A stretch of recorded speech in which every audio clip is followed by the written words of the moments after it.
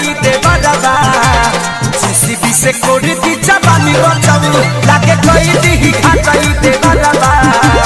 JCB से कोड़ी दी जवानी रचऊ